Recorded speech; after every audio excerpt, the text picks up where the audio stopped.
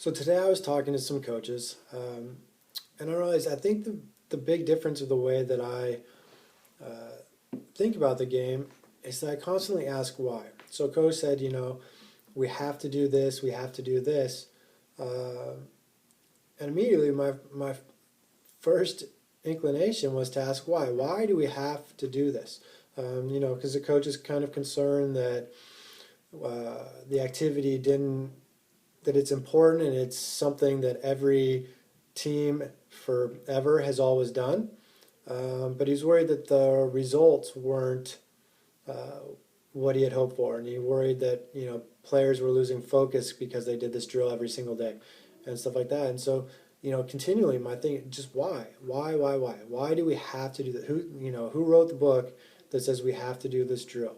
You know, um, but as we talked, about this and stuff, we kind of decided, it's one of those things where, experienced coaches kind of get caught doing the same thing year after year. And after some point in your career, you gain the experience, you get comfortable with the way that run practices, run your team, run a season, and at some point you stop asking those questions. So for some people, that I've seen, it happens, probably as soon as they get a head coaching job. They once they've done it one time, that's kind of how they're going to do it from time after time. Some people, keep asking questions, for a couple of years, and they get comfortable. They've kind of found their system that works for them, and they stop asking the questions. Some coaches tend to continue asking questions, throughout their career, and constantly change things.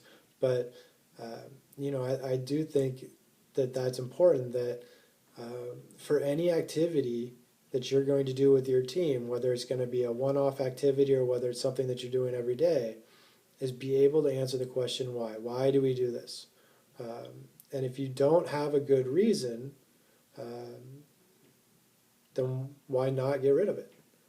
What's preventing you, just because other people do it or you've done it in the past? Is that a good reason, to continue doing something when you don't think the results are there, or when you're questioning whether or not you're really achieving the purpose of the drill, or whether it's continuing to hold the player's attention, so that you get something out of it. Is there a better way that you can do it? Is there something else that you could substitute or replace that drill with? So I think more and more, just asking why. Why do we do this? And then the subsequent question then becomes, what can we do better? Or what could we do instead that would better create the result that we want to create?